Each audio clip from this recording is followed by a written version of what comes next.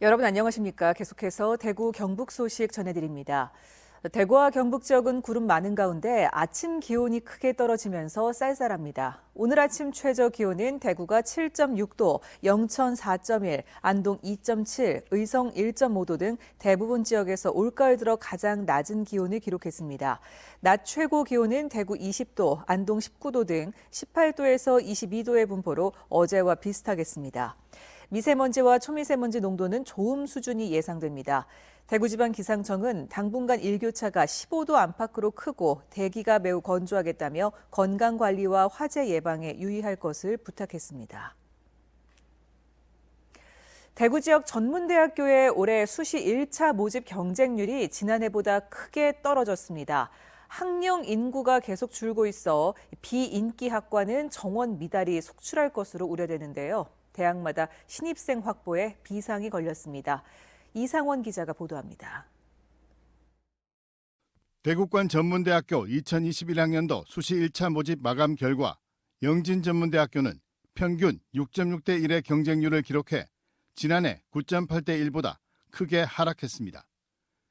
영남이공대학교는 지난해 6대 1에서 올해 4.7대 1, 수성대학교는 지난해 6.1대 1에서 올해 3.9대 1로 떨어졌습니다. 대구보건대학교, 계명문화대학교, 대구과학대학교, 대구공업대학교 등 대구권 모든 전문대학교의 경쟁률이 지난해보다 떨어졌습니다.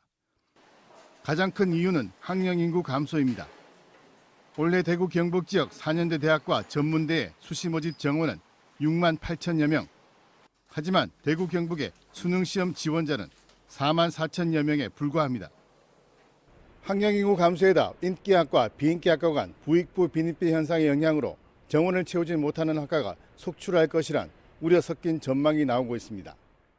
전문대는 무제한 지원이 가능한데도 수시 경쟁률이 큰 폭으로 하락하여 외형 경쟁률 자체가 무의미해져 아마 사실상 실질 경쟁률은 미달인 대학학과가 많아 학생 선발에도 어려움이 많을 것으로 예상됩니다.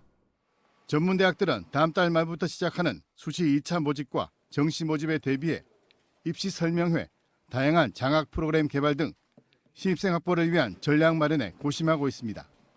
일반고 학생들이 좀 좋아하는 어떤 편입학이라든지 저희들 하는 무시험 편입학 과정들이 많기 때문에 대학들하고 이제 그런 거와 그다음에 또 어떤 취업이라든지 우리 학교 취업률, 그다음에 또 해외 관련된 사업들 요걸 이제 집중적으로 또 공부할 예정입니다. 장기화되고 있는 학령 인구 감소를 극복하고 신입생을 확보해야 하는 전문대학들의 생존 경쟁은 갈수록 험난해질 전망입니다. MBC 뉴스 이상원입니다.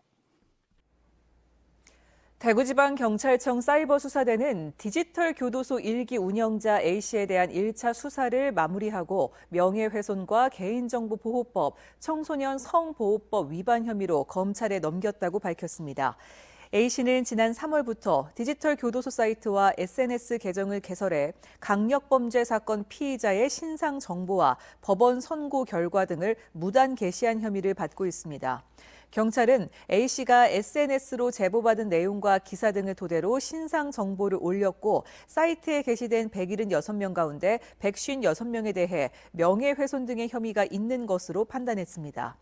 경찰은 잠적한 2기 운영자가 텔레그램 주홍글씨 운영자 혹은 관련자인 것으로 보고 추적하고 있습니다.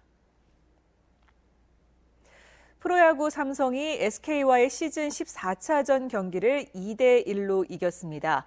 어제 대구에서 열린 경기에서 삼성은 1회 구자욱의 3루타로 선취점을 냈지만 4회 SK의 홈런을 내주며 동점을 허용했습니다.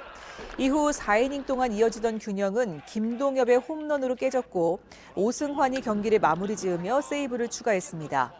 최채흥은 7.2이닝 동안 삼진 6개를 잡고 1실점했지만 승수를 쌓지는 못했습니다.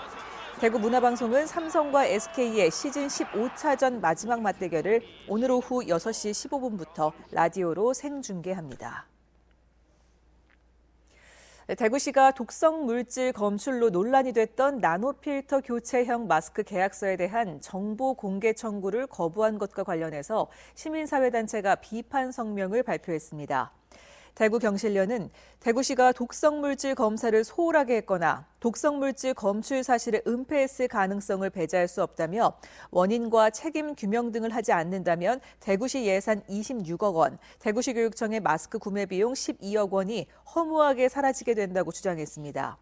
대구시와 다이텍연구원의 마스크 구매 계약은 수의 계약으로 이뤄졌는데 대구시가 정보 비공개 이유를 업무 수행 지장 초래라고 한 것은 상식적으로 이해할 수 없다고도 지적했습니다. 대구시는 만 40세에서 64세를 대상으로 한 중장년 일자리 지원 프로그램을 운영합니다.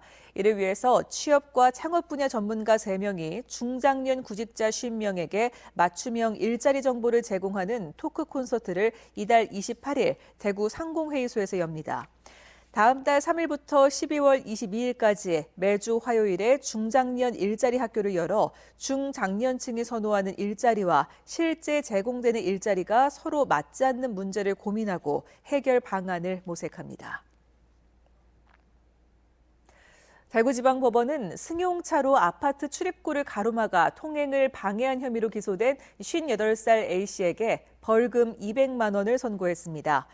A씨는 지난 3월 관리소 직원이 이중주차 민원을 빨리 해결해주지 않는다며 자신의 승용차를 아파트 출입구에 주차해 10여 분 동안 다른 차의 통행을 방해한 혐의로 재판에 넘겨졌습니다.